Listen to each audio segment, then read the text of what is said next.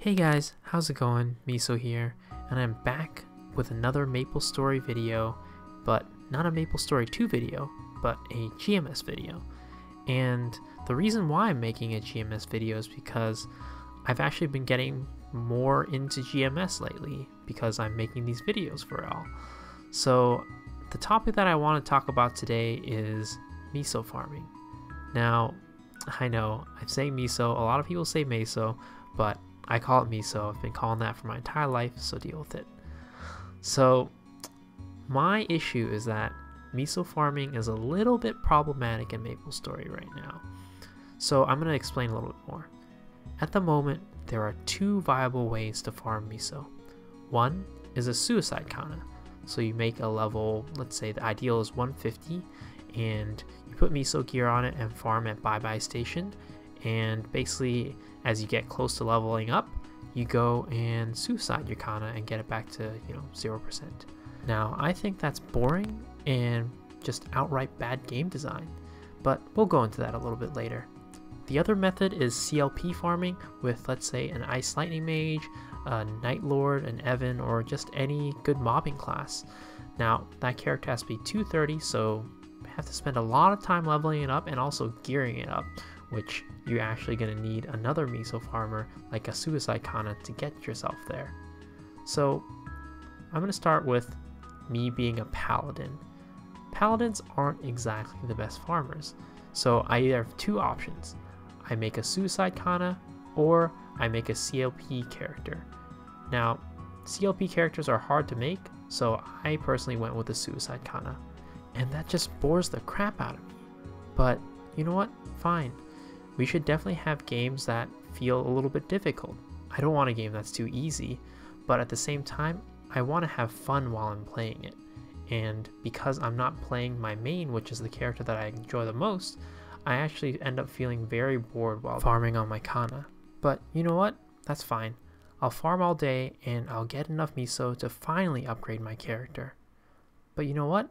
Sometimes I could spend all day farming, get a bunch of money, but at the same time, after cubing, I could end up with nothing. And that just feels the worst. So I want to talk about another game that I play, Hearthstone. So in that game, a couple years ago, or I guess a couple expansions ago, there was a Quest Rogue deck. And that deck was very, very oppressive. People complained a lot because as long as the Quest Rogue got its perfect starting hand or a relatively good starting hand, it was very hard to beat it. And it just felt bad to play against it because you had this sense of helplessness. And Blizzard actually heard the community and went and patched that deck to nerf it. Now, that was a great move on them, but the premise behind this was that it made players feel bad playing against it, which is why Blizzard took action. Now, I'm saying this because MapleStory always makes players feel bad when they are cubing. So a lot of times you will cube and you get just trash. You actually downgrade your equipment and get something worse. And that feels really bad, especially if you spent all day farming up Meso or maybe even just spent a bunch of money. And I think that really is the core issue behind Meso farming. The fact that you can spend all day doing something that you're not very excited to do and just walk away with absolutely nothing. Now, I've been complaining a lot, so let's offer some solutions. One solution I could think of is making class-specific farming maps. So what I was saying earlier about not playing a character that I want to play to farm, maybe you could make the game more fun by letting me play my paladin in farming and making class-specific farming maps.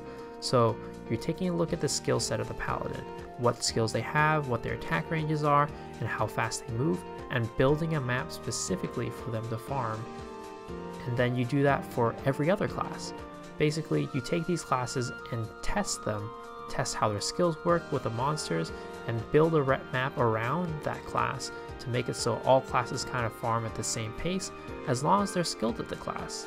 Like, there's nothing wrong with making a game harder by making it more skill intensive. So making the map more skill intensive to farm at and rewarding players for that skill would be great, and making it so that all classes could have an even rate of farming if they were skilled would be amazing. Now, that's a lot of effort and a lot of time, and I'm sure Nexon is not really going to do that, unfortunately. The other thing that I can think of is actually something that, again, comes from Hearthstone. It's a pity timer. So when that issue of cubing and getting nothing that you want feels really, really bad. But what a pity timer would do is it's actually implemented in the game. So with star forcing, after you fail a certain number of times, they actually give you a 100% success rate on your next star force, which is actually pretty good. Now, we can argue that the number of fails is a little bit bad, but that's at least something. So maybe giving us something like that. So when we're cubing for an item, and let's say we can indicate we want strength on this item. Now, if we don't get strength, or we don't get the percentage of strength in this X amount of rolls, they'll give you a pity timer where you can set maybe one line to be at least where you want it to be. So let's say I wanted to roll a 21% strength helmet. Now, I know that's not the latest number, but I don't actually remember what the highest number is. So let's just go with 21%. So let's say you want the first line to be 9% strength, and you just can't seem to get that. Maybe you can be like, hey, this next roll, I'm going to get 9% strength on the first line. Now that doesn't guarantee the next lines, the second and the third lines to be strength, but at least you kind of have that higher percentage, higher chance to get that line that you need, or those stats that you need. So that's just an idea. And I know it's a little bit iffy with like Meso gear and the fact that there's only one line for that, but maybe they could just leave those out and only do it for the main stats. And those were two ideas that I came up with in literally like 5 minutes, and I'm sure Nexon with their team of devs and game designers could probably come up with much better ideas. In the end, I don't mind a game that's hard to progress in, but I really want to feel like I'm having fun while I'm progressing and not constantly play characters that I don't want to play. But that's just me. Let me know what you guys think. Let me know if you think that my ideas are good or bad, or if you have any other ideas in the comment section below. But until next time, please like the video, subscribe, leave a comment, and I'll see you next time. Peace.